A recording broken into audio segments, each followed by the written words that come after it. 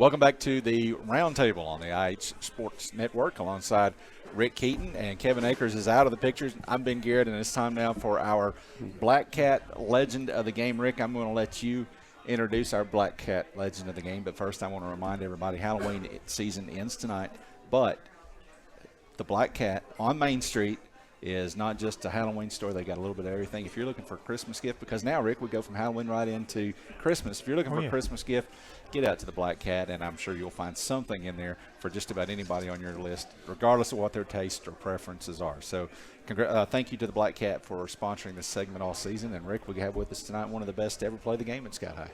We have Mr. Scott Brumett. I want to read a little bit of Scott's bio here, and I've been picking through this for 2 or 3 days now. It all started for Scott, of course, being a Highlander, but we're going to get to that. He was a 3-year starter at East Tennessee State University for the Buccaneers as an outside linebacker. ETSU, after his 3rd season, they disbanded their football program. Sad time, I know for that. Scott done very well. He took his talents to a place called Chapel Hill, that's North Carolina, and excelled as a senior tight end in 2004. I think even catching a touchdown pass in a really big game there, and it seemed like that was against Florida State. Miami. Yeah. He completed his Bachelor of Arts degree from North Carolina in 2005. He began his coaching career at UT Chattanooga in 2007, serving as a defensive assistant coach, and he worked on developing outside linebackers. From 2008 to 2011, Scott led Brevard's defense as the Tornadoes defensive coordinator, and I guess they got even with you this past Saturday. They did. As they beat Maryville College, I think it's 24-21 in that game. So then we move on. Scott, who actually joined the Scott staff in 2012, stayed there for 3 years. Got called home to East Tennessee State to help the Bucs restart their program under Coach Torbush there, and that had been a 13-year absence. So you played, it quit, you got to come back. That's something in the stars that happened, Scott, like that. Scott then returned to the Maryville Scots in 2018 as a defensive coach. He's been there for 5 years. Had a chance as he was the interim coach in 2020 before Maryville hired current head coach Ben Fox, and Coach Fox has you as the assistant head coach and defensive coordinator. Yes. But before all that, Scott Brumett was a high school player at Scott High in football, in basketball, and baseball, I believe. You didn't care about soccer, obviously. No, the funny thing, I was talking to my brother just a little while ago. I was also played track as well in my last year, so it was kind of a crazy thing. We'd have a home baseball, I would play the baseball game. If it was a home track, I'd just do the track meet. Yeah, I mean, that is probably the most varied career of anybody that has been part of the Highlander program. You played from 96 through 99. I believe started quarterback in your sophomore season. Your coach there happens to have been Bill Hall, who was here to meet you earlier. And everybody else that's been on here that's had a connection with Bill Hall has wanted to tell a story or two. Is there anything that you would like to share about Coach Hall from those days? My funniest thing about Coach Hall, obviously it was great getting to see him tonight and talk to him. It's always good when you get to catch up with him. But I didn't realize his routine before each game of him getting sick and throwing up and everything. So I walked in, to the restroom, and there he is coming out. He's getting sick and everything. Then he told me how he does that basically before every game. And so that was my first experience, kind of seeing that side of it. But I always stuck with me and always remembered it for every game. And that was both football and basketball. Oh, yeah. Absolutely. Don't want to say that's a tradition that we wanted to pick up from Coach Hall. That's for sure. What about some memories of your playing days and some of the teammates that you played with? Oh, I had some wonderful teammates, especially my sophomore year. I had some great receivers from Stanley, Kenny, Ryan Keaton, and all those guys. Josh worked the next year. I was able to play with Clint Walker, Matt Boyd, Sam Cron, Bryce Harness, a bunch of those guys at the offensive line. But a tremendous group of guys that I got to play with. One of those is a mutual friend of ours. I talked to him on Friday night, and he wanted me to ask you who your favorite lineman was. Oh, you know it. You know it's gonna be Matt Boyd. Matt Boyd. Well, yeah, 100%. He seemed to think that, but I just needed to ask you for sure to confirm that. He would always make sure if I was supposed to run the ball, he'd be like, "Follow me this time, Scott." And I'd be like, "Okay, Matt, I got you." One of the periods, I started looking at some period stuff this morning. There have been a couple of Highlander teams over the years that in a 3-year period, and I just looked at 3 years because that was your starting span in those 3 years. There were a couple of teams that maybe had 20 wins in those 3 years or 21 wins, but only 2 that, like I say, that had that advantage in there.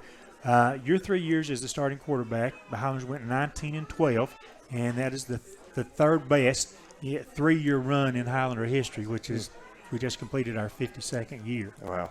I mean, so that's the advantage that you and the teammates had working together as a group during those 3 years. And the crazy part of it, some of the guys I even miss out, like Michael Litton and so many of those other guys that we played together, from Sunbright days in the little Cutter League and stuff. So we grew up together, in those leagues playing as 10 to 12-year-olds. And we had some of the best teams. Derek Lawson, a great wideout, played at 09, I was on those teams. Curtis Rue, who ended up having a great career at Sunbright. But a lot of us played in those Cutter Leagues in Sunbright. And, there was a period we went a whole year without getting scored on. And those guys all went to Huntsville with me, Clint Walker, Michael Litton, Matt Boyd, all those guys. And we kind of just carried that right on into Scott High.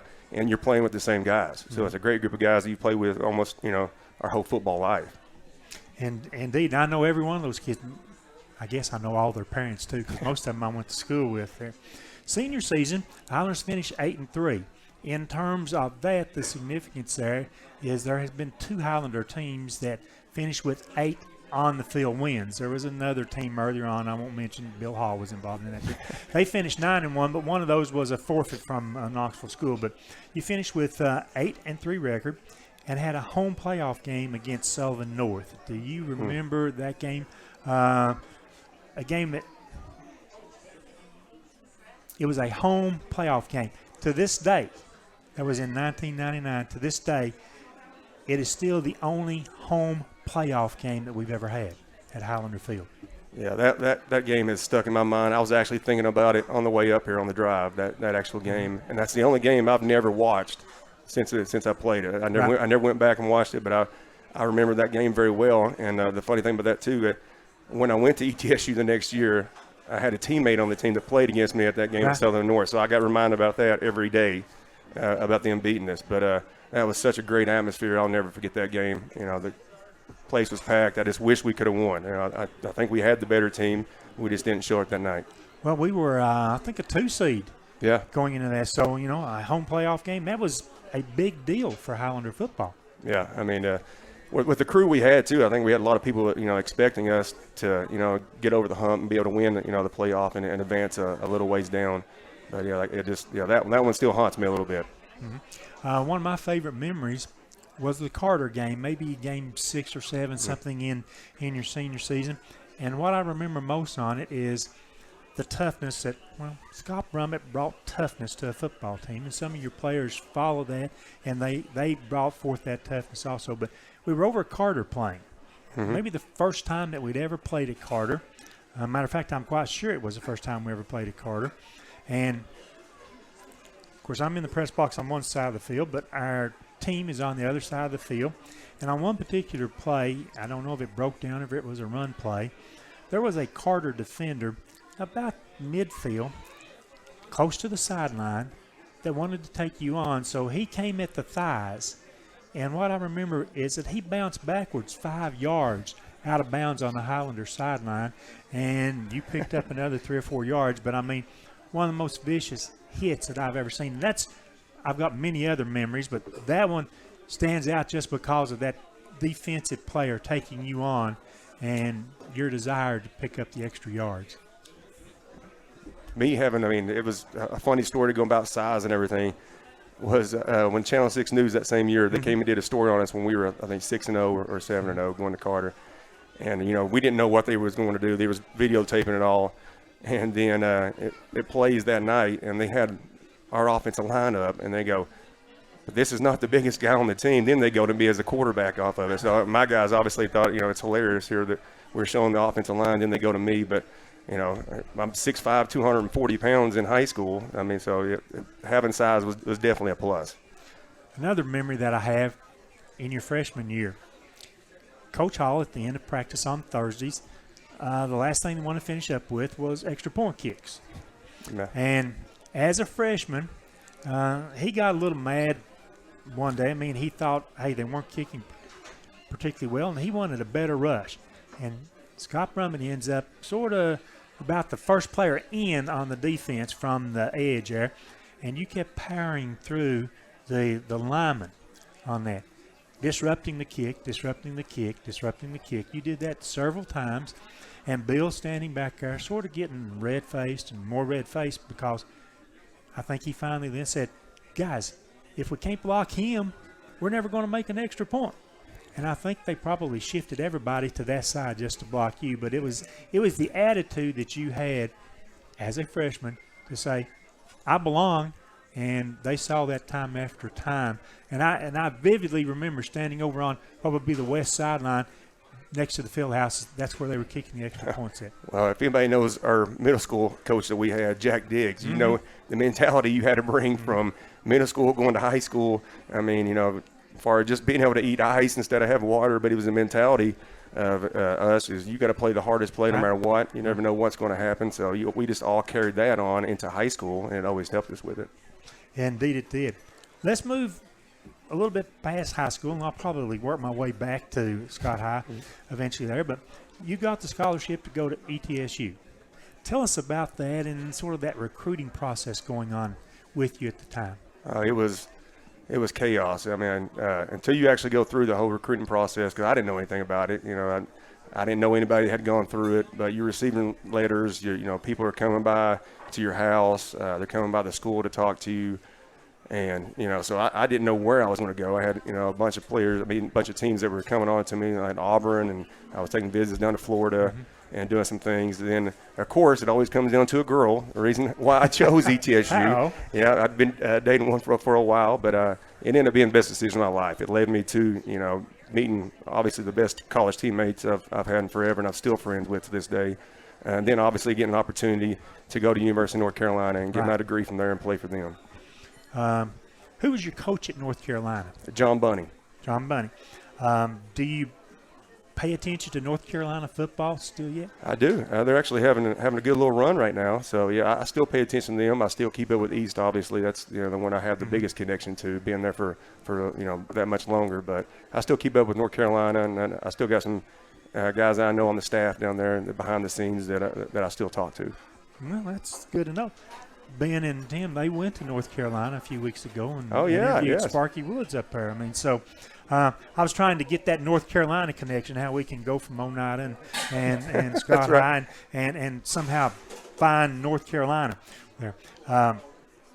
Any memories of players, teammates that you had while at ETSU? Oh, there's so many.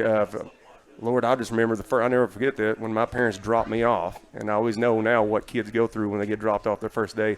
I thought to myself, Lord, what have I done? Because you're walking into a locker room and you're with, grown men, 22, 23-year-old men that are seniors, and here I am, a freshman coming in there, not knowing anything to do.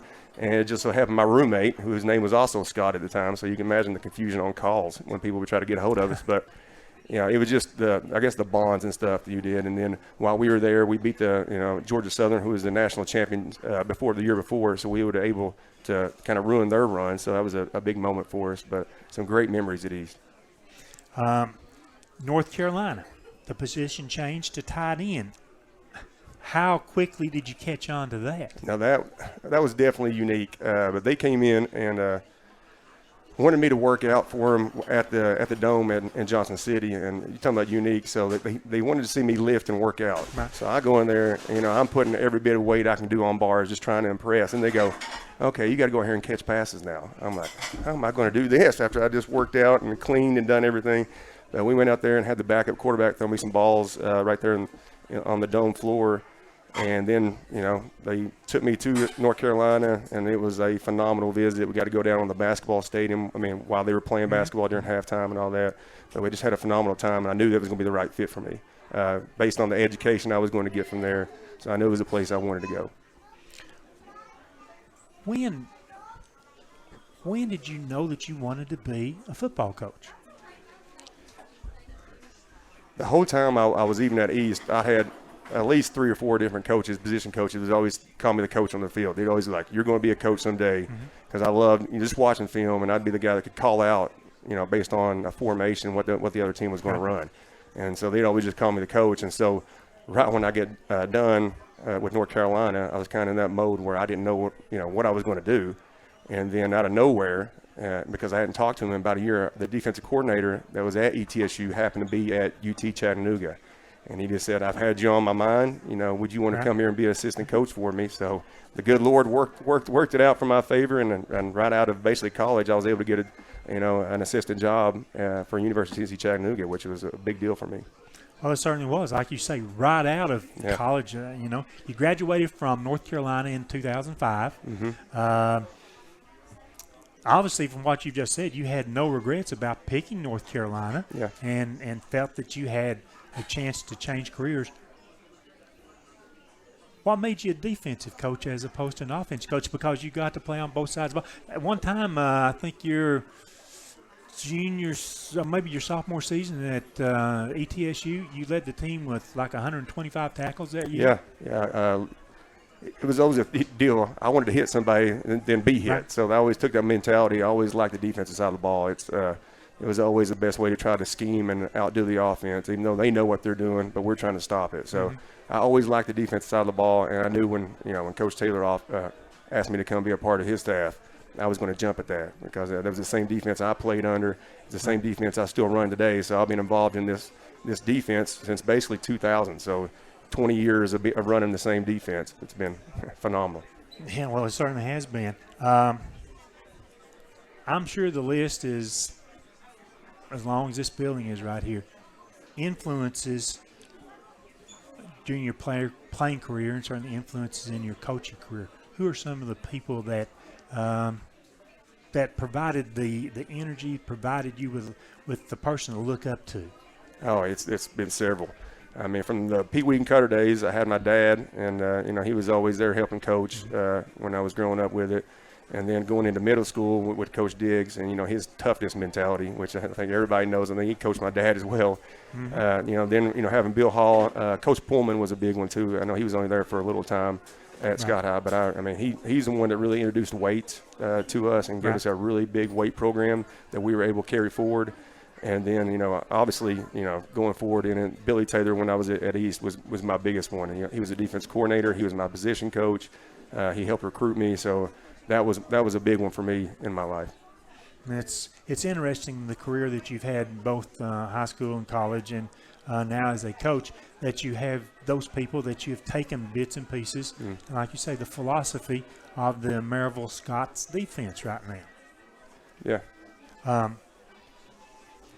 We obviously, like you said, we lost a tough one. This year, our whole goal was to try to get to around those 5 wins because we're so young. We just celebrated Senior Day. We had 10 seniors, and right now we've got 50 freshmen and 40 sophomores. So we're building to where we need to go. But 2018 was the last time we went undefeated in the conference, made it to the playoffs and everything. But we're just trying to get back to that level right now. Coach Fox at Maryville College. What do you like about Coach Fox and it's probably your longest tenured thing now, the 2 stints at Maryville College? What do you like about the school there? It's a phenomenal area. I'm still close to home. I always say that. The ride in to me an hour and 10 minutes. So you're in God's country is what I would call that, all this East Tennessee.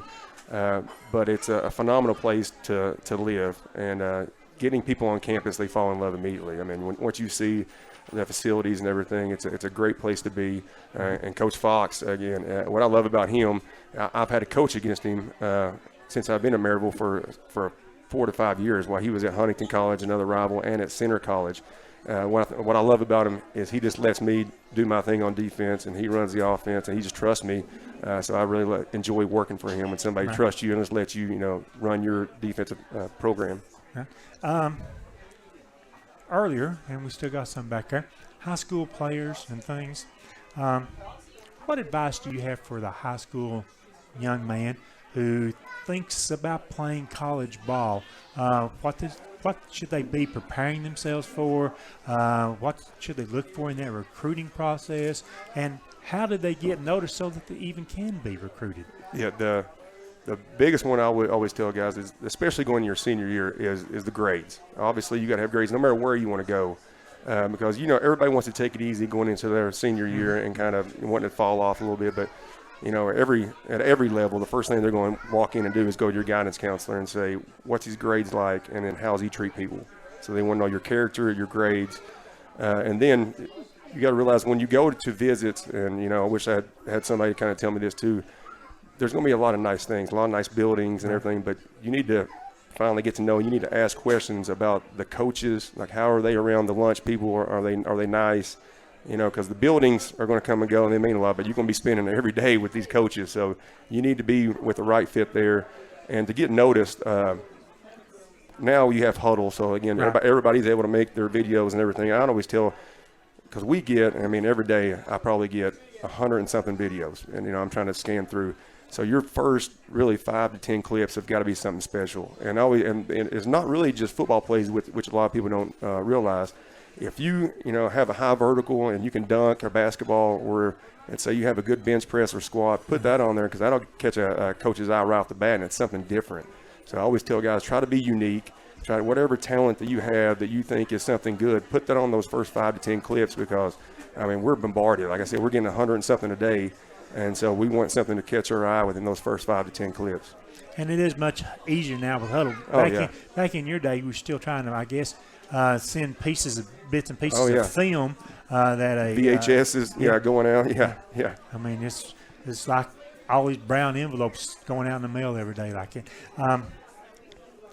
As that young player is considering the college to attend, is it important for them to have an idea of what they can do academically? Pick a school that, if they're science, if they're math, if they're IT, that they need to be worried about picking the courses, because after all, you're recruiting them to play ball, but also you want them to get the degree. Oh, yeah, absolutely. And, college is tough, especially depending on where you want to choose. There's, Maryville College is where I'm at right now. It's a tough school, and you still write and do a lot of stuff, but I always recommend, even if you know what you want your degree in, go your first semester especially and take the core classes that you're going to need no matter what, because it's so rough, and you're going from a high school where usually somebody wakes you up and you have to do this, to now you have all this free time, and it's so hard for a college freshman especially to say no to his peers, because everybody wants to play video games, everybody wants them to do that. So take your core classes that you're going to need no matter what. So that way you get those underneath your belt, and then you have plenty of time to find out what you want to study. And then if you wanted to, I've seen it happen, so many times where a kid wants to come in as a pre-med, and now they're taking all these biology and all these chemistries your first semester, and they're not ready for it, and now they're behind the 8 ball the rest of the 4 years trying to catch up. Well, that's interesting that you mentioned that. It's interesting because Maryville College is considered a very good academic school. Yes. You get a great education when you go to Maryville College. And so Maryville College may not be it for everybody, even though they like football, they like basketball, whatever sport, but they have to consider what school that they can have success in academically too. Oh, absolutely. It's you have to go somewhere where it feels right and you can succeed. Because when it all comes down, I always tell the guys, if you don't get your degree while you're at Maryville College, then I failed you. That's what I tell my position group. So it's not, yes, we want you if you're a good football player, but if we know you're not going to be able to do the schoolwork, it's not fair for me to bring you here knowing you're not going to be able to do that. So we want you to go no matter what to a place that we know you can succeed. Yeah, do your homework first. Absolutely. Exactly. For any of the guys listening, Scott does not recruit Tennessee. That's right. He knows the guy on the coaching staff that does, but your area is Alabama, Georgia, and Florida. Three states with extremely good high school athletes. Yeah, it's a lot of traveling too when it comes. We'll be starting that up here soon, like right around the Thanksgiving. I'll be making my way down to Atlanta for a couple of recruiting fairs down there. But yeah, Florida, Georgia, and Alabama is where I spend my time at. Do you like the recruiting part? I actually do. I love it. You'll be gone for a couple of weeks at a time, traveling around. You're living in the hotels and stuff, but it's great to meet high schools and meet young rising seniors and stuff. That's the part of the job I love. You're meeting new people every day. Getting to meet coaches and stuff that I've had a relationship now with some of these coaches in Georgia for 15 years, and I keep going back to them and seeing them, and now they trust me, knowing that I'm going to, first of all, get their kid there, but I'm going to help him graduate. And so they trust me, and they're able to send more guys my way because of the relationships that I have with them. We started thinking about having you on as our legend weeks ago. I want to thank your mom, by the way. Oh yeah, it was definitely her that she called me, and you can't say no to mom. That's for sure. Well, that's probably the route I went there like that, because I figured he couldn't. But as you travel around developing a network of these high school coaches, you also develop a network with other college level coaches that you've either worked with, maybe played with, or whatever. But that network, how important is that to have those high school coaches sort of on your side, thinking, hey, the guy that's the recruiter for Maryville College is a good guy. We like him. He does this at Maryville College. How important is that network? It's great, especially, you're in battles all the time with with all the other colleges. And just today on the ride here, I had a guy at Georgia at a Heritage High School hit me up and was telling me about these kids and said, I want to push them your way first. Let's try to get them on your campus so they can get to me, because he's dealt with me, like I 10 plus years. And so he trusts me, and it's phenomenal when I can get a leg up on anybody. And usually the first place a kid goes, you're more likely to go there because you're going to visit again more than likely. So, anytime you can get a kid on campus first, it's always going to help you. And don't think that it's all from the states that Scott's talking about recruiting. I looked at the roster, Maryville College roster, 3-4 weeks ago, and there's a lot of names that I recognize, because guess what? Scott High played these kids. Mm-hmm. Many of the players come from local there like that. So, you have to get the mindset right. And if you believe that you're a player for Maryville, for ETSU, for UTC or UT Knoxville, whatever, you have to have the right mindset through that whole process. Oh yeah, 100%. We have guys all over, and that's one good thing about Coach Fox. He believes in not only Tennessee, that you can win with him, but he believes in East Tennessee, and so he's a big recruiter. He grew up in Gray, Tennessee, so he's recruited. Right. He's recruited our starting quarterback now as a freshman from Elizabethton. So and he's a phenomenal player. So we got several guys from the state of Tennessee that's a part of our team right now. Is it, as you look, I'm spending a lot of time on recruiting. I'm trying to build up the young men around here, I guess, saying that things are possible for them if they decide to do that. But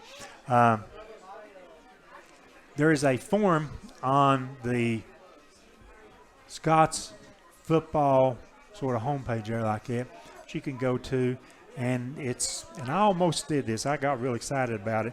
So I almost submitted my name and everything on the got some eligibility left. Yeah. A lot of eligibility left, and I was just thinking, the Needs probably wouldn't make it, but is that the correct starting spot for you, young man? And most, and I always encourage everybody, most websites will have a form, a questionnaire, and it gets sent directly to the recruiting coordinator. And then once he gets it, he's able to distribute it to the area of that guy. But I always recommend go on the websites. You'll see it. It'll be right under recruiting. Click on the link, and it's usually short. I think ours is just 10 questions or something, and you can upload your huddle film right there. And so we have it right in our system. So everything's high tech now. There's no reason for somebody not to get recruited right now. I went back I was looking at some things, just random things. Going back to high school right now, going back to Scott High. Well, you came after a couple of good quarterbacks we had. And then I'm going to throw some names out at you and see how well you've kept up with Highlander football. A couple of quarterbacks, they were back-to-back, and they were after you. Would have been Jordan Jeffers. Mm-hmm. Oh, yeah. And then Josh Terry. Yeah. And after that. Then we had a pretty good cat by the name of Jake Sexton. Yeah, I do. Yep. A couple other quarterbacks after that. Then Billy Hall. Yep, I actually try to get him at ETSU. I was just talking to Bill and him tonight when they were here. Trying to get him there and trying to work him to ETSU. But he's obviously Reinhardt, the stuff that he's done down there, so it's been phenomenal. And we're going to try to work. He actually had his jersey retired the other night. And I think our coach now realizes the importance of trying to do one a year. At least that's what he's told me. No. And I hope that we'll have you. I don't think it seems like we've only retired 2 or 3 football jerseys. But we're going to push forward to try to get that done for Scott Brumett sometime I've got mine is retired over there. Yeah. Coach Hall got that done for me. I think it was right after when I went to North Carolina, and so I think it was in 2005 over there. So now you're one of 3. Yep. And probably the first. I don't know if I was the first or I might have been. I have no clue on that one. It's interesting. Some of these things we just know, we forget them over time, and so many years between point A and point C, D, or E. I was just thinking about when you were talking about from 1999 or 2000. I mean, 22 years later. I mean, that's to me, it's amazing how fast time goes right now. Mm-hmm. It's always slow when you're in school, but it goes like a lightning bolt after you get out. That is high school and college and everything. Guys, you're leaning in. I know you've got questions for Scott. Go ahead, Kevin. Okay, Scott, I got to ask you. We talked about you played football and you played baseball and you played basketball and even ran track when you were at Scott High. Now, Mike Swain just texted me a moment ago. He was happy to see you on tonight. And he said, Scott also played a little soccer. So we got to back up and talk about soccer because we didn't mention that. Now, that's always news to me. I can't remember everything. I might have been out there running around for a little bit, but that was probably the only sport I just never dived into. It didn't stick. Full heart. No, that one was one. That one was one that I'm just it seemed like a lot of running for me. For conditioning yes, more than anything yes. else there like that. Yeah. Let me. Your nephew Braden he's sitting back here. Oh yes. He came into Scott High at the same time that Trey Morrow came in and Luke West came in, and we're looking forward to seeing him play. Well, he stayed injured his entire high school career. Finally was healthy last year, and we got to see him as a senior. Now, his younger brother Brennan is a freshman this year.